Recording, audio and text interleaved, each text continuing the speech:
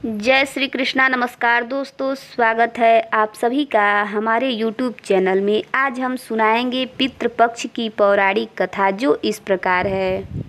पितृपक्ष की पौराणिक कथा के अनुसार जोगे और भोगे दो भाई थे। दोनों अलग अलग रहते थे। जोगे धनी था और भोगे निर्धन था। जोगे की पत्नी को अपने धन का बहुत अभिमान था, लेकिन भोगे की पत्नी बहुत ही सरल स्वभाव की थी। पितृपक्ष आने पर जोगे की पत्नी जोगे को पितरों का श्राद्ध करने को कहा, लेकिन जोगे ने इसे व्यर्थ का काम समझकर टालने की चेष्टा करी। लेकिन उसकी पत्नी ने उसे समझाते हुए कहा कि अगर हम श्राद्ध नहीं करेंगे तो लोग हमारी बातें बनाएंगे। जोगे की पत्नी ने कहा, लोगों को दावत पर बुलाकर अपनी शान दिखाने का ये उचित अवसर है। उसने जोगे से कहा, आप शायद मेरी परेशानी की वजह से ऐसा कह रहे हैं, किंतु इसमें मुझे कोई परेशानी नहीं होगी। मैं भोगे की पत्नी को बुला लूंगी और दोनों मिलकर सारा काम कर लेंगे। फिर उसने जोगे को अपने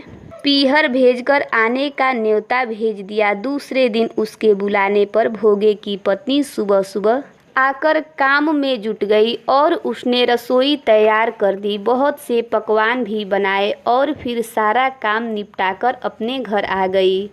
आखिर उसे भी तो पितरों का श्राद्ध और तर्पण करना था। जल्दी ही दोपहर हो गई। पितर भूमि पर उतरे। जोगे भोगे के पितर पहले जोगे के यहाँ गए तो उन्होंने देखा कि जोगे के ससुराल वाले वहाँ भोजन कर रहे हैं। पितर नाराज होकर भोगे के यहाँ गए। वहाँ क्या था, खाने को कुछ नहीं था। भोगे इतना गरीब था कि पितरों के नाम पर उसने सिर्फ अगियारी दे दी थी। पितरों ने उसी की राख चाटी और भूखे ही नदी के तट पर जा पहुँचे। थोड़ी देर बाद वहाँ सारे पितर इकट्ठे हो गए और अपने अपने यहाँ के श्राद्ध की तारीफ करने लगे। जोगे भोगे के पितरों ने अपनी आपबीती सुनाई। फिर वो सोचने लगे कि अगर भोगे सामर्थ्य होता तो शायद उन्हें भूखा नहीं रहना पड़ता, मगर भोगे के घर में तो 2 वक्त की रोटी भी नहीं थी। यही सोचकर उन्हें भोगे पर दया आ गई और वे नाच नाच कर गाने लगे, भोगे के घर धन हो जाए, भोगे के घर धन हो जाए।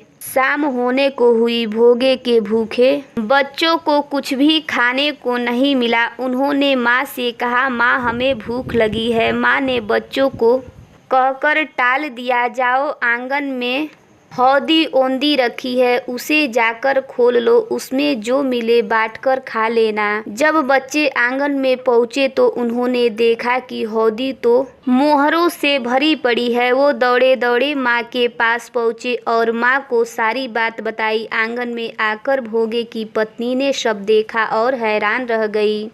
इस प्रकार भोगे भी धनी हो गया, मगर धन पाकर भी वह घमंडी नहीं हुआ। दूसरे साल जब पितृपक्ष आया, श्राद्ध के दिन भोगे की पत्नी ने खूब सारे व्यंजन बनाए। ब्राह्मणों को बुलाकर श्राद्ध भी किया, भोजन कराया और दक्षिणा भी दी। ऐसा करने से पितृ बहुत प्रसन्न हुए और तृप्त होकर उसे ढेर सारा आशीर्वाद देकर गए। तो ये थी पितृपक्ष की कथा। ये कहानी आपको कैसी लगी कमेंट करके ज़रूर बताइएगा।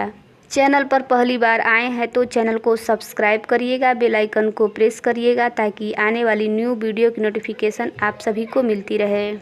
वीडियो अच्छा लगे तो वीडियो को लाइक और ज़्यादा से ज़्यादा शेयर करिएगा। जय श्री कृष्णा।